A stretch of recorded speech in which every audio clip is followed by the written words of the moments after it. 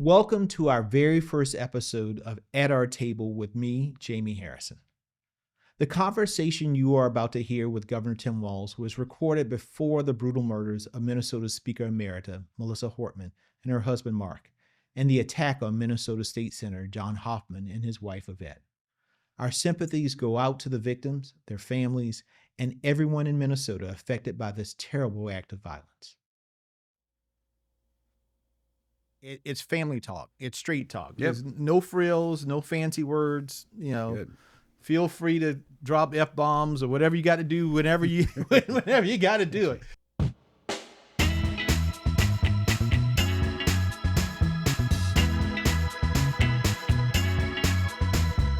So welcome to At Our Table with Jamie Harrison. And folks, this is a treat because I am here with a dear friend, someone who I have known since 2006 elections when he came in with that big wave of Democrats that took back the House of Representatives in that election. I'm here with a guy who was the Democratic Party's vice presidential nominee in 2024.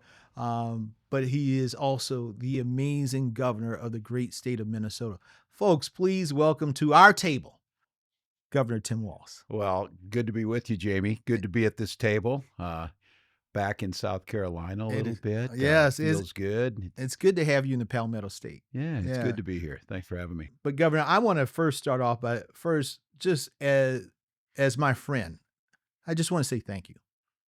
Thank you for putting your all into the 2024 election. And I know you, with Vice President Kamala Harris, put everything that you had into it. I just want to say thank you. Well, I appreciate that. That means a lot, too. I think for all of us, when you get out there, the human side of it, both for Kamala, too, her family, and, the goal is to win. That's what you need to do. And we understand the implications of not doing that. But I appreciate on the human side of saying that families kind of along for that ride, whether they want to or not. Whether they want to or not. And I'm proud of the work we did. Yeah. And I said, I think just that vision of a positive America where there was hopefulness, joy, there was, the idea that everybody mattered, that it wasn't about tearing people down. It was about lifting people up. You can say what you want. You need to win. Yep. But I also think that message matters. That vision matters. It's really, really important. And right now, I know that a lot of our folks in our party, in our political family, are hurting right now. They're disappointed that we weren't able to win. They're disappointed that you're not in the vice presidential residence, that Kamala Harris isn't in the White House. And they're hurting now because they see all of the chaos that Donald Trump and MAGA Republicans are unleashing on the nation. Yeah. Well, what do you say to those people right now? Yeah, well, it's I see it. People are hurting, and you're right, and they poured their heart into it. It wasn't for the lack of folks not working and not having a vision. As we said, Vice President Harris had poured her heart into it, and I think we know you don't win these elections so that you win an election. You win them so you can improve lives. Amen and I to think that. we were all pretty clear, and I think, all the folks tuning in, they knew kind of what was coming, but just the cruelty of this administration right now, just the cruelty. And we've been talking about cruelty and corruption. It's either one or the other every day with these folks. And I think the cruelty is usually aimed at folks who are least able to push back. Yeah. And so I think those folks hurting, no, you're not in it alone. I am, hard to ask people to pick themselves up and come back out into this fight, but nobody's going to ride in and save us. No. And it's not going to get better. And I think for those of us who are in a privileged position or in elected office right now, or are engaged or want to know how they get engaged, there's something very therapeutic. And I also think there's something very noble about this. There's folks that they don't pay attention to politics are getting just slammed by this. There's single moms that are going to have a hard time with snap cuts. There's my mom on Social Security wondering what's going to happen. You get it that they're there. So I think the response to that is what you're feeling. It is scary. And I don't think we do any favors by telling people it's not. Yep. But I do think there's a responsibility for us to tell us, all right, what's the plan to get out of this? Yeah. What's the plan to do something? Well, and I think that goes to where do you think the Democratic Party is right now? And, Governor, I was talking with folks on my team the other day, and I said, I got two young kids at home, 10 and 6, and we watch a lot of Winnie the Pooh. And in Winnie the Pooh, Democrats are a donkey, but we are sure Yeah. as hell are Eeyore most of the time. It Yeah. is a woe is me party, and Yeah, I think everything there's is dark and dim. And the Republicans remind me of Tigger. Tigger will fuck everything up. I mean, he will yeah. just mess it all up, but never take any ownership of it. Yeah. Right? Still hopeful and joyful and bouncing around and messing other things up. Like, how do we get out of being Eeyore? Yeah. Right? I never thought of that analogy, but it is pretty apt. I've been telling, I use this analogy. We heard a woman in Georgia say, we're like deer in the headlights, cars coming at us, and we just stand there till we get run over. Look, I know your family, you poured your heart and soul into this, and the most difficult job is trying to build party, because one of the things that we value so much is we value that big tent. We value those individual voices. We value that individuality. I'll say this about Republicans. They'll put on the same uniforms, spout the same stuff, and walk in the same line a little bit. That doesn't get us anywhere. But I think getting back to what you're saying is I think it starts with having a candid conversation like we're doing right here, acknowledging this isn't the woe is me, we're terrible or whatever, but we have to acknowledge. Somebody asked me, they said, well, what would you have done different in the campaign? One, for starters, we would have won. That would have been a good start.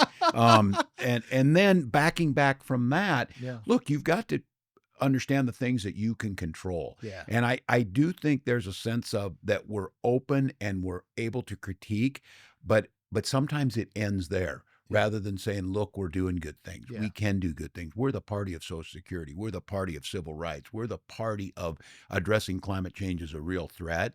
And we're in this business to lift folks up. And I think when we get these wins, when we know we're moving, there's got to be a little of that. I think the way you get people involved with that, I always said this as a football coach. One of the hardest things was when you see when teams aren't very good, or there's a tradition in schools, you've probably witnessed this, there's nobody on the team. Well, nobody wants to be with folks who aren't winning and aren't doing something. You've got to show wins to people so they get on board. And this is a big believer that I talk a little bit about this in Minnesota. Look, we've got our problems, as you well know. We just, memorialized the 5th year of George Floyd's murder. So I don't want to make it like, we know our glass house. But the one thing we did in 23 was we got a 1-vote majority in our Senate, and we ran with that. We gave people free school lunches. We cut taxes. We did a child tax credit. We did 2040, full renewable energy. We moved fast, we moved quickly, and we moved on things that people could feel. So now all of a sudden, people are like, well, this is pretty good. Things are working better. There's jobs here. We're seeing this happen.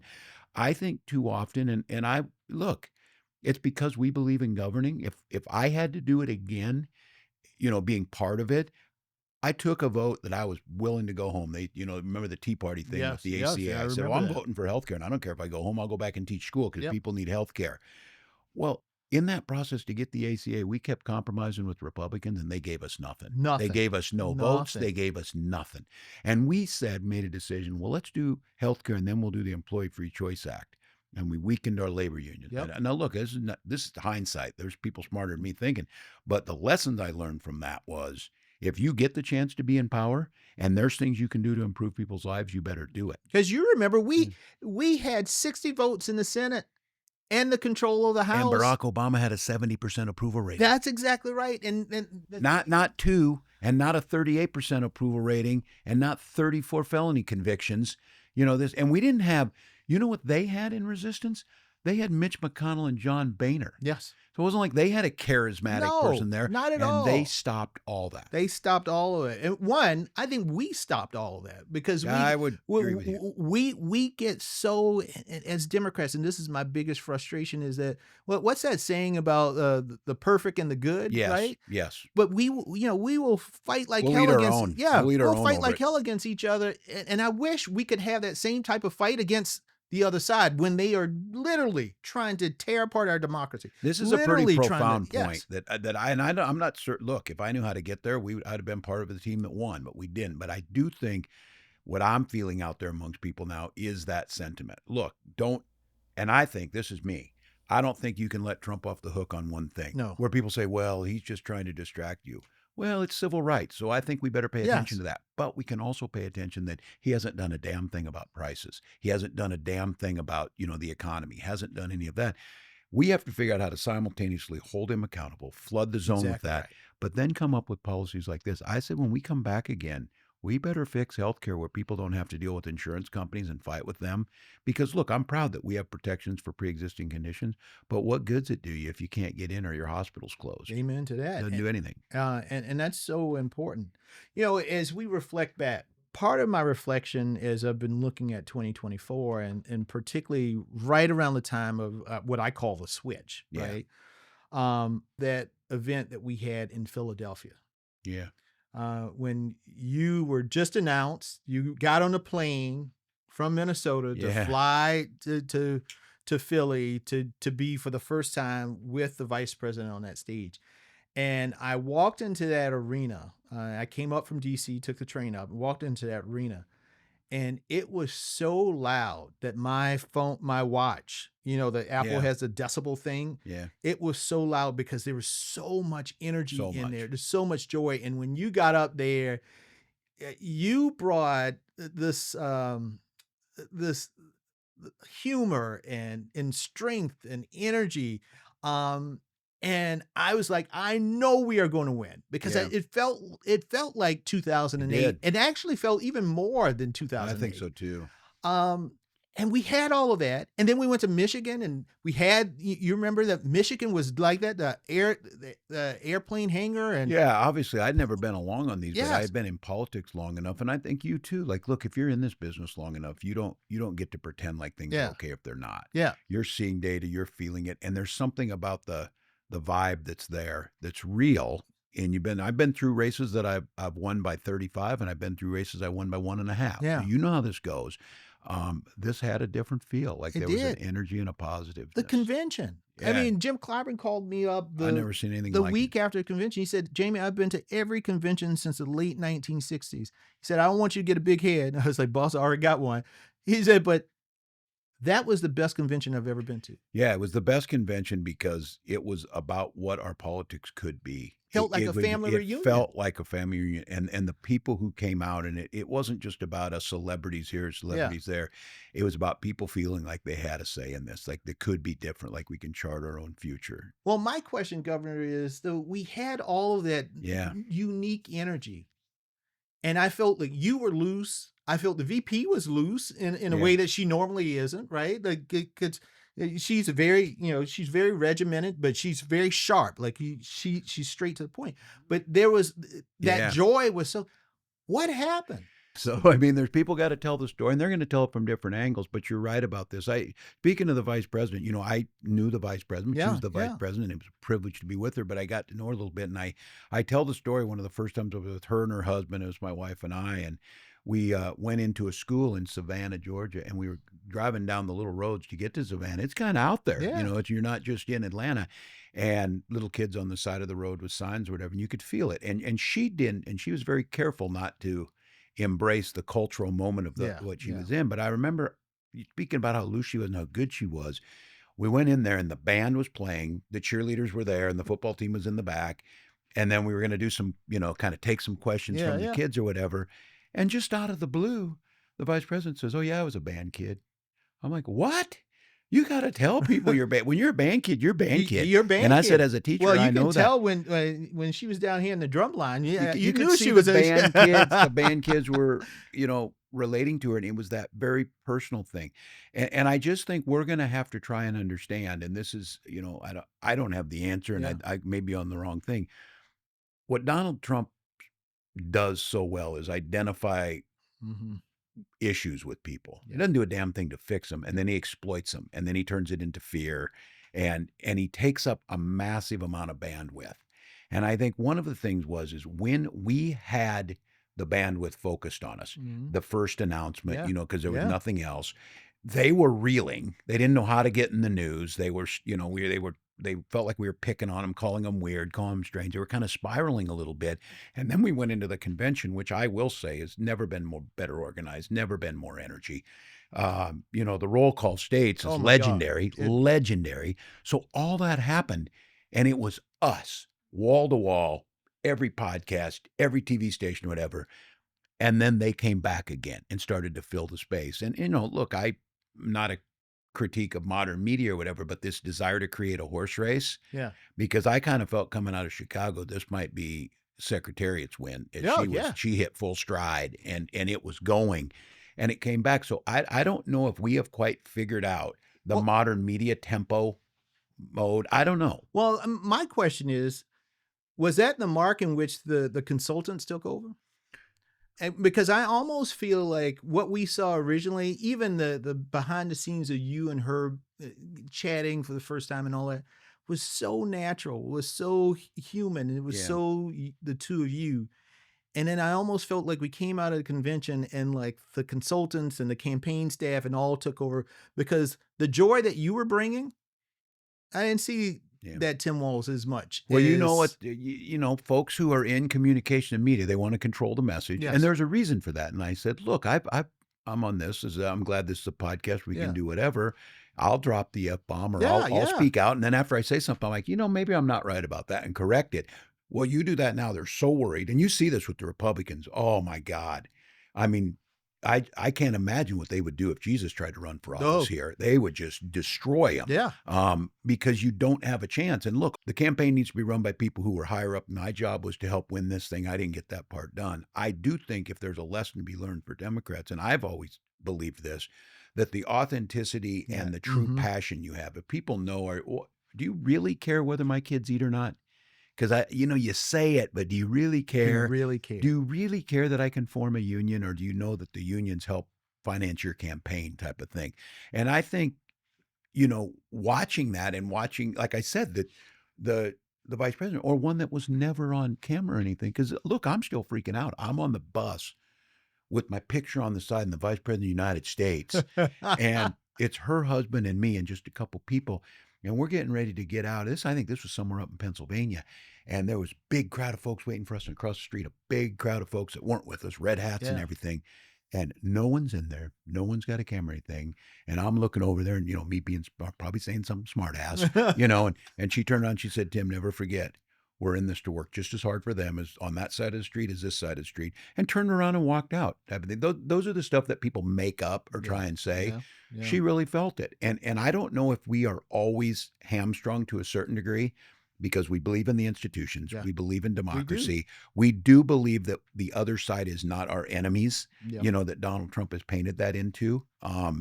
And I don't know how difficult that is because I think out of this, and if it's consultants making it, Mhm. whatever, when it's too formulaic, it doesn't feel like your passion's in it to That's fight. exactly right. And I keep using this line. People tell, oh, I don't even like Trump.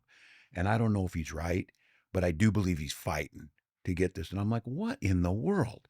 And that I'm not sure they think that about us. No. So you've seen this. You know how these big campaigns work. Yeah. And somebody's got to be in charge. Somebody's got to structure it. And I said my job was to do nothing to hurt the vice president and to try and do the ticket. And that's the way. And I think somebody's got to be in there to put guardrails on. Yep. But I think we've gotten to the point where we think we can look at the numbers and that there's a binder you pull open. Yeah. These are people and emotions. And in this mode, people were scared. And look, that playbook of destruction on the other side, they will tear you down for whatever you do. They Yeah. will make fake videos. They will do They'll whatever. do ever. And I'm not sure we know the way to respond to that is just, head on. And we don't do it as much. No, we don't do it as much. And I think because we are so buttoned up and Yeah. because we are so cautious, and sometimes because we don't want to make mistakes, but Yes. we're human. Yeah. Humans Well, it's make the football mistakes, analogy of this was, and this right? was what I said. You just, in any race, I've said this, Yeah. you can't play to not lose. It's the Prevent prevent defense. defenses. Yes, Everybody uses it. always loses. It's not a cliche. It changes your hunger. It changes your attitude. It changes how you're punched. I even find it with me. When I start getting into it or I start feeling defensive, I'm back on my heels. Yeah. My speech is not as powerful. And then all of a sudden, the thing that starts to fade away there is you look like you're indecisive a There little you bit. go. And more importantly, you look like you're not in it for folks. Well, and I agree wholeheartedly on that. The prevent defense mindset that some folks in our party have, which is we just got to run out the clock. like just run out of clock. We're gonna win this. We just And got to run don't you it. think that you did this, because I know you believed in this, because there's no place I'd go in the country where you weren't at. I Yeah. think Ken Martin Yeah. follows in the way you see Yeah. this. And I say it that, the first person I heard really articulate it, and I wasn't even in politics at the time, was Howard Dean, that we got to play everywhere. We We got to got to be in play 50 everywhere. states. And I think what happens is you start buttoning it down. You That's start saying, exactly right. look, I know every damn road in 7 states. Yeah.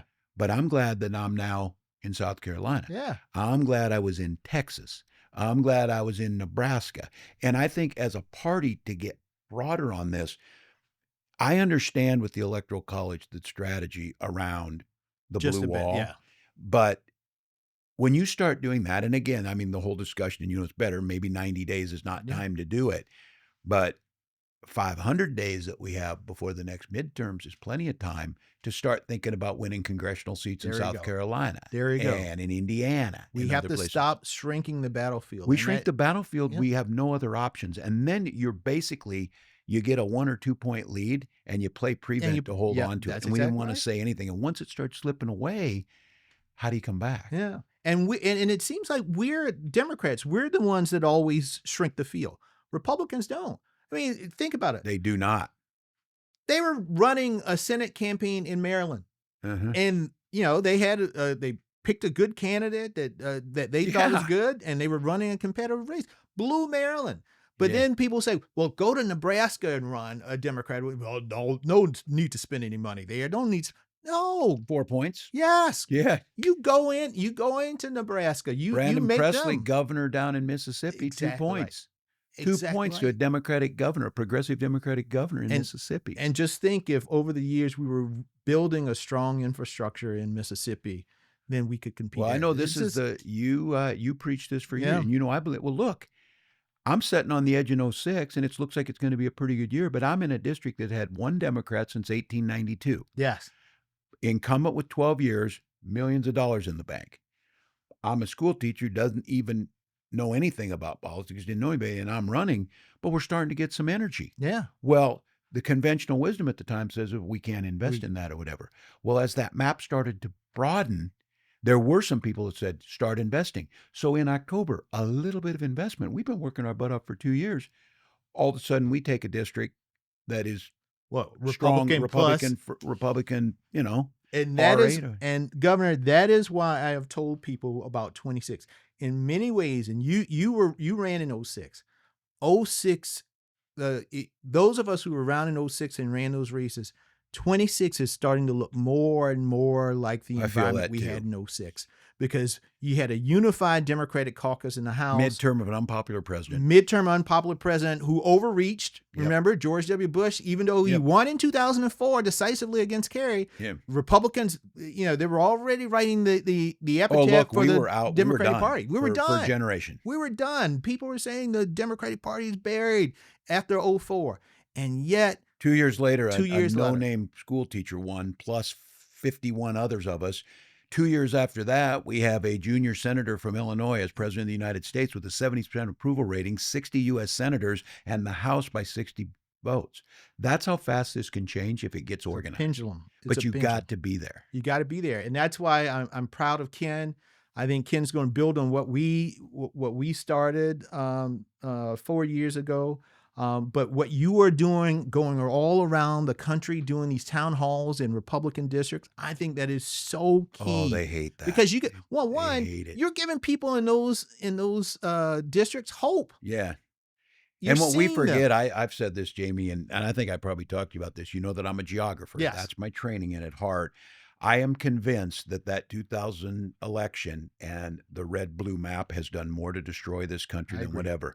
Because what I'll tell you is, somebody looks at a map, it's just bright red here in South Carolina. Well, I'm going to find out there's an awful lot of progressive Democrats around South Yeah. Carolina. Same thing is true in all these other places, but it also holds true with us.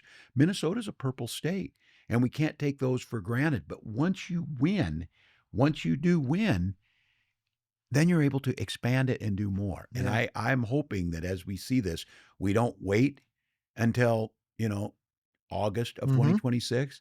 That's why the work right now. And you It's so go to important. these districts, you see people rise up, and they're tired of this. They want to speak out.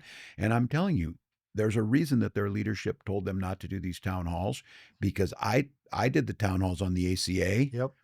They're hard, but the difference between them and me was I was proud of the ACA and I was proud of what President Obama was doing, and I was glad to stand in front of them whether they agreed or not. Yeah. These folks are not proud of Yeah. what they're doing. If they are, they know they're in big trouble. You know, I watched a United States senator in Iowa say you're kicking people off supplemental nutrition and Medicare and people are going to die. And the response from a Republican United States senator is, well, we all die.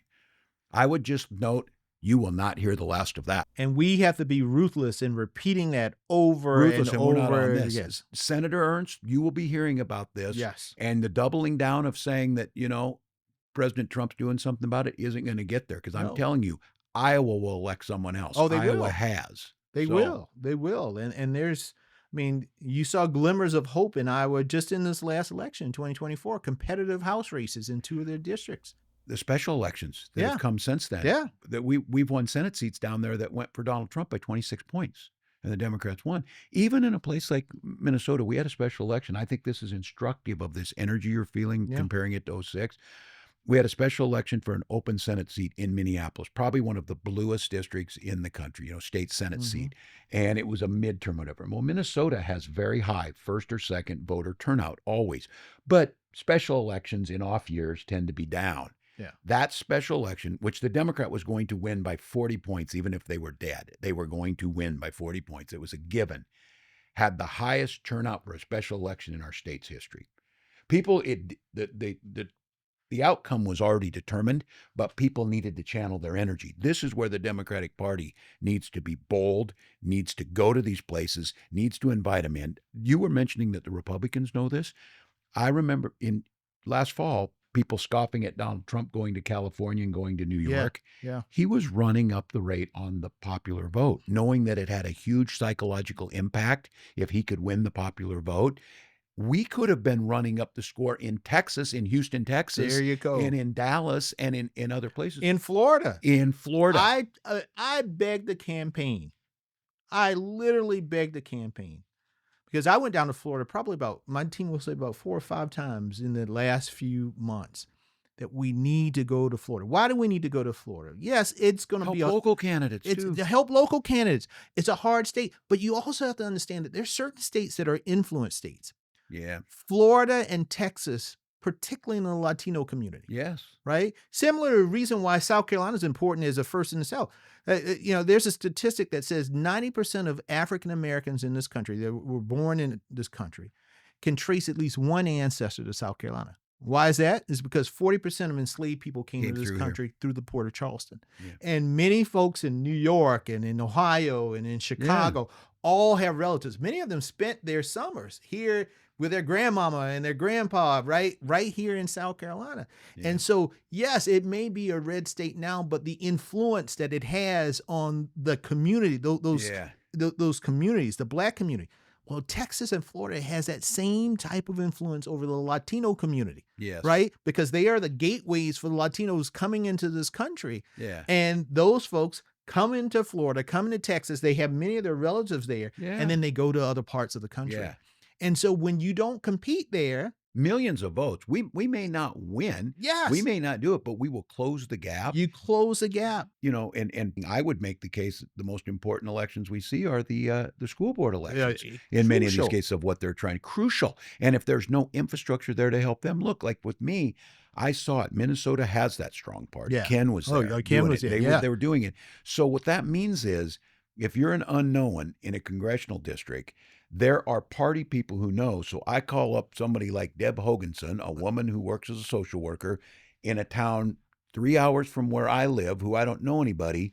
She set up a little meet and greet, brought folks in, let me talk to them. Pretty soon those folks are now my volunteers to help out there. Without the party, you just don't have the infrastructure. People are like, oh, the party. No, the party is a supportive mechanism to get there. If we invest, we being Democrats across the country, invest in these state parties, the work that was done out there, and that Brandon Presley, you know, at DGA with the Democratic governors, ran a hell of a race, got to within 3 points against an incumbent. Yep. You know, you've got 40% Black voters, the highest in the country. Yep. And We can win in those places, but We you can. can't win without infrastructure. No. And I know that you all at the DGA put some money in that. We put some money in Yes. the DNC, but it's almost a little Takes it takes time to build that the people on the infrastructure. ground, the Deb Hogansons That's exactly that right. need to be out there. That's And exactly right. they're out there. Those people are out They're there, totally out but there. they are on their own in a lot of cases. Let me ask you a question about you're going to these town halls. One of the hot topics right now in politics is about the engagement of men, particularly in the Democratic Party, Yeah. right? And we saw that there was a shift in this election in terms of Democrats losing men, particularly not only white men, and Yeah. we've always had, or at least in recent history, you have the issue with white men, but younger white men, younger Latino men, younger African American Yeah. men, we have slipped there. Yeah. In some of these town halls, have you seen some of those folks come to your town Yeah. halls? And tell me about some of the conversations you've had recently about that. Yeah, they have. And I think, again, I've got a young one. My son was able to vote as an 18-year-old. And I asked him about his take is, especially young white men, is he said, Dad, a lot of them aren't about the policies. Mhm. They're about the thrill and the excitement, and Trump brings the circus type of thing, and that type of acknowledgement. Now, I think I would make the case there's a lot of toxicity in that. I think there's the Andrew Tates, there's some of that kind of stuff that gets in there, but there is a realization for us that I'm not talking about us being, bred in circuses and entertaining, but we got to be something for them, and making the case that I think you can separate asking, as we never should shy away from equity and making sure things are there, but also lifting up that we want people to be successful. And I would just share you with Jamie, this is one that Wes Moore is really good at and talked to me about, talking about black men and what happened. And he said, you get a lot of good-hearted politicians that'll come to black men in the community and talk about we restored felon voting rights. And he said, not knowing how insulting that is for these young men to say, look, I'm just looking for capital because I'm an entrepreneur. Yeah. I've got my JD from Georgetown and I'd like to kind of do this. I'm thinking about starting this. Where you're missing the point about why are we narrowing it that it's about prison reform or something, and we do that rather than saying, and he talks about this is that Donald Trump sells snake oil or whatever, but it's capturing this idea of wealth and being able to be successful, which we as Democrats, we want people to pay their fair share, but why are we against people being successful like that? We can't be. Why are we against?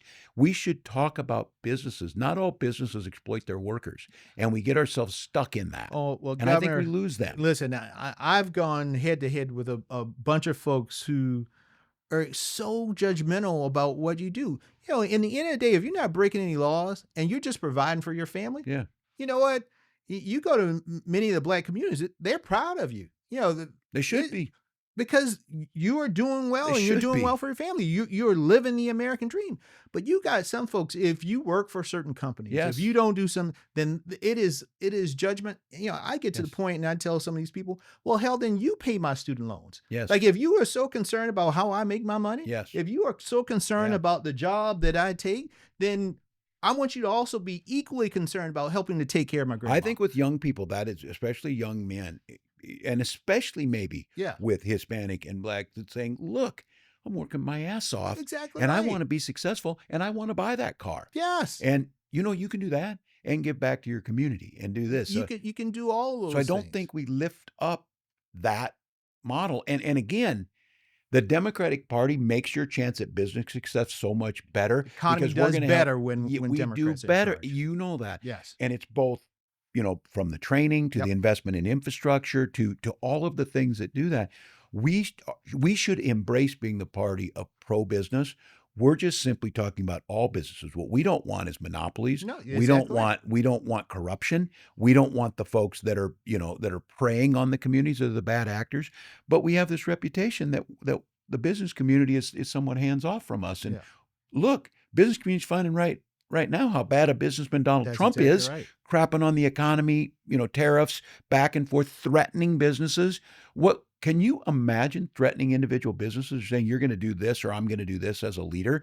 If you're in the business community, shame on you for supporting this guy still. Yeah. Well, listen, my thing I often tell people is that I want workers to get as much as they can, But if a worker works at a company that isn't doing well, they ain't gonna get shit. That's right. Right? I mean, I've always said that about labor negotiating. I want the best exactly. contract possible. But a broke company doesn't do A any broke good. company won't do it. I mean, it just won't. I think our message has to get there, and I do think that is a lot of with these young men. And look, I'm not a the amateur social Yeah. psychologist here, though. Is I know this as a school teacher. Social media in our modern world has made isolated people more, and Yeah. there's this idea of wanting to belong. And I always knew this. I wanted to get kids involved. I didn't care if they were working on the school play in the band or playing on the football team. I liked them all. What I cared about is they were involved in something. If they weren't, they would go find something to be involved in. And that thing might be on the other side of things. I think Donald Trump understands this about society. People wanting to belong to something. These rallies, he says nothing but stuff. We listen to it and it's crazy or whatever. People aren't going to that necessarily to listen to him. They're going to be with community. They're going to be where a place they feel like they're valued. They're going to a place where they can share. And I said, Trump even gets the whole thing about being part of a team. Give them the same hat, the same slogans and stuff like that. It's maddening to us. For a while there in August, I think we were giving them that place to go. You gave it to them in Chicago. You gave them something, and then we just kind of quit. We did. He didn't quit for 4 years. No. And we said, what's he doing out there doing that? I'm not saying that rallies are going to win this thing, but it's community. That's what these town halls are doing. That's what podcasts are doing. So important. We don't have the infrastructure to keep people engaged. And we expect all of a sudden they're going to show up in November because we're telling them, look, this Project 2025 is going to screw your family. Yeah. It's going to screw this country. You need to get out and vote. And they're like, I don't know. You guys aren't very exciting. And so let me ask you a question on a personal note. How did your family deal with the post-election? Did you did you go into election day thinking we're going to win this? Yeah, I thought we were going to win. Yeah, and it was kind of scary for me because I got to be honest with you. I've got a great job that I love in Minnesota, being the governor, and then it's going to be vice president, which a little bit different. I thought we were going to win, and I say this of someone who I've gone into elections saying, it's going to be nick and tuck. We're going to need this. We may not win. So it's not like I always like, oh, we're going to win when you're not. It's not that. But it just felt like it. The numbers were looking that way. I don't put a ton of stock into it, but it looked like things were trending. So we expected, we thought we would. When we didn't, obviously, again, it's not the, people said like, how are you handling whatever? And white men who run for vice president land pretty well afterwards. They'd be fine. This thing about, oh, aren't you crushed or whatever? I'm like, look. My thing for doing this is it's not about me and it's not about me being that. It's knowing that if I was vice president and Kamala Harris was the president, we would be helping expand Medicaid instead of getting rid of it. We would be working towards expanding renewable fuels. We would be expanding college opportunities. That was the sadness for me, that the lost opportunity of what we could have done. Your family, as you well know, comes along for the ride with you. But we've always been partners in it. They're all in it. They know. And, my wife's attitude is she does this after every election. It takes her about 48 hours. And then, okay, what's next? What's the next fight? And she's back in the fight again. And same thing with, I think, my kids. And I would say, get the opportunity, how grateful I am, how people were. There were some, especially with my son, Gus, who, if every father got the opportunity to see their son be proud of them, I would wish that for them. Well, I honestly believe that you and I were probably in the same boat on the convention, because I know I saw in your eyes and I saw just how you emoted sitting there on that stage to see how proud you were of your son. It was, and he was equally proud of you. Yeah, and it was really surreal. And that moment of humanity that you miss in all this, because look, this is the convention. They're writing a speech. You know me. I said I don't like to use teleprompters. I didn't know how I was going to. And you can't help it, even if you've been doing this for a while, be pretty nervous. And then there was like a staffer that was coming around and said, it looks like the numbers are like there's 25 or 30 million people watching it. And I'm like, I don't need to know. I don't need to know. Like on TV, the hall is full. And then they said, there's a guest speaker going on right before you, Oprah. I said, oh, that's wonderful. That's wonderful that you would have this. So I'm all sitting backstage like, oh, my God, And this was funny about Philadelphia. I was standing there with the vice president first time going out, and she looks at me and she goes, don't screw this up. I'm like, okay. But I'm waiting to go out there, and I go out there, and it's Chicago. It's the arena. It's all the stuff. And this is a very important speech to give. And I look down and I see that. And everything just kind of melted away. They had surprised me. I'd never seen those football players. Yes, and I said, I saw them in the back. So this was the other thing about the convention. it was the human side of it. This wasn't just a fake Yeah. production. That whole team put that together, brought those kids from that years ago Yep. state championship football team, grown men now, came wearing their jerseys, and I had no idea they were coming.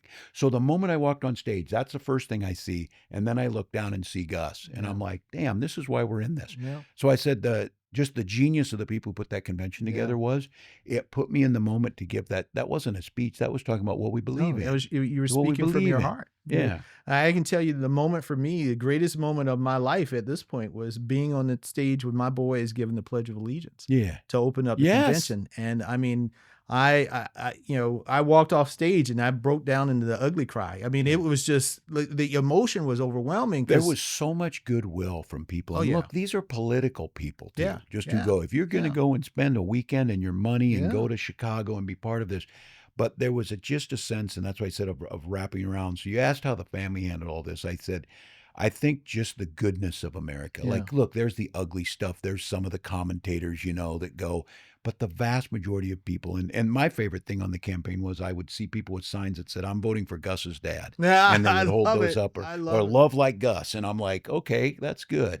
Well, listen, one of the things that right now is a big talk about the president and the vice president. What is your assessment? Like, if you had to write the looking at history in terms of the Biden-Harris administration, Yeah. what's your assessment of the Biden-Harris administration? Yeah. The competency of doing what I think, history will be clear. Those of us who aren't biased where they're Yeah. at, and I don't think I am on this, I'm just where things were at, pulling us through COVID, Mhm. which was life and death. Yeah. The change from Trump bungling it to getting the support we needed, keeping people alive, and then bringing us all the way basically to the soft landing that every economist and every other country in the world said wasn't Mhm. possible, whether it's Japan, Great Britain, Germany, didn't matter. And they did it with the grace and dignity, and did it against a backdrop of a January 6th coup, the corruption of a Trump administration, and them constantly being there, and did that. So look, I know there's the books being written and all of this or whatever.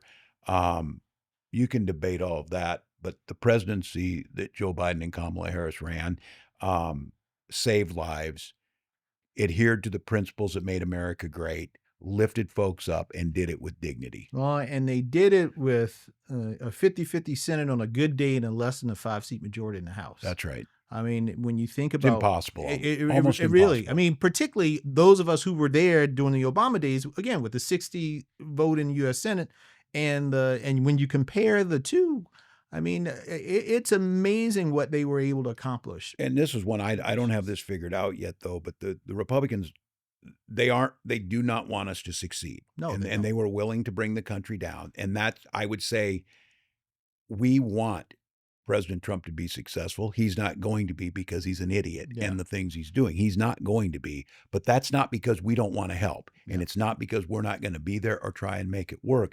Joe Biden didn't have that. Everything they did was to go against him. We as Democrats are going to have to figure out, how do we protect our institutions? How do we work for the good of the American people, but recognize these are not good actors? No, they are not. They are not interested in, they're not interested in a bipartisan solution to things. They are just interested in tearing down. And I've been saying it, whether it's going after political opponents or blatant corruption, they're going to continue to do it. We have to figure out, and it's my contention is, that's by flooding the zone, by making the counter arguments, and by showing the public, especially with governors like Wes Moore, governors that are out there, showing that we can do things differently. Last two quick questions. First question that people would kill me if I didn't ask. You thinking about running in 2028? I am not. And my job, and I say that, I am doing all I can to help build the party and make sure whoever that person is wins. Well, we appreciate And I that. think we need to flood the zone with people. What are the qualities that you think we need in the 2028? Our nominee needs to have in 2028. We need someone who can clearly articulate as simply as possible in the moment a vision that is the true part of what America is, and don't listen to other people.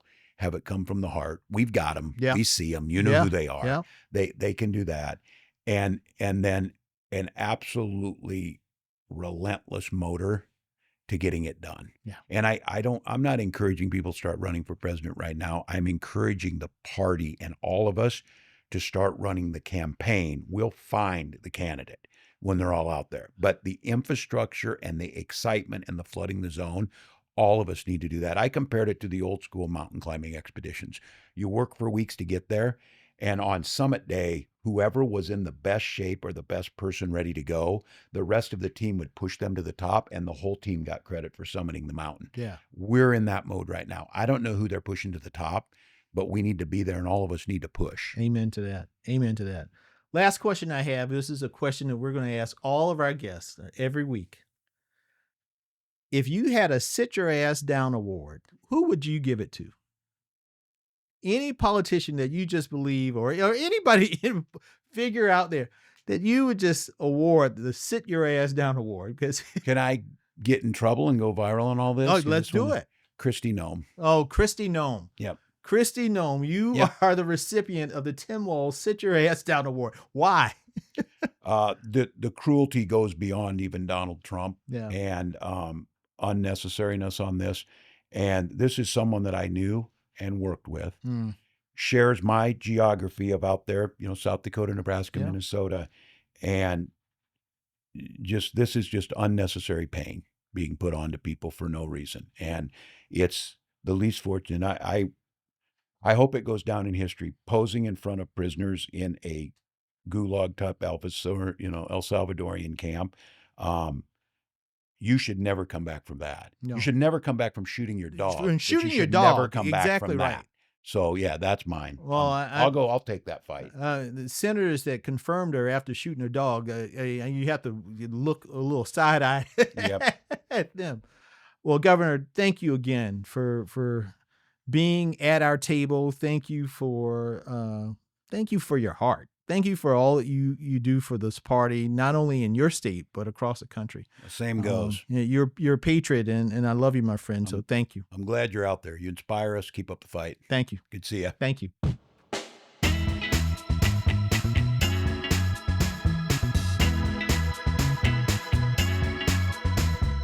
If you enjoyed today's show, please be sure to like, subscribe, and share. Follow us on Apple Podcasts, Pixel Plus, YouTube, Spotify, or anywhere you find your podcasts. To be the first to know who will be at our table next, be sure to subscribe to our Substack on atourtablepodcast.com. At Our Table with Jamie Harrison is a production of Vision Blue Media. Our founding executive producers are Jason Hayter and Jamie Harrison. Our producers are Kyle Kelly and Emily Harrell. Our content consultants are Ernie Grigg and Clay Middleton. Our digital communications are led by Celie Riccio. Neil Rossini of FWRV LLP provides production legal. Wade Sellers, Kyle Kelly, Jay Matheson, Jeremy Dickerson, and Adrian Williams are our field production team. Alana Davis is our intern. Title sequence by Tom Hunt. Our theme song, Blonde Gone, is written by Dewey and published by Alibi Music Library. Special thanks to Crystal Spain, Jay Parmalee, and the South Carolina Democratic Party. Very special thanks to Governor Tim Walz and his team. Tune in next week for our second episode, where I sit down with Hunter Biden. I'm Jamie Harrison, and I look forward to another conversation at our table.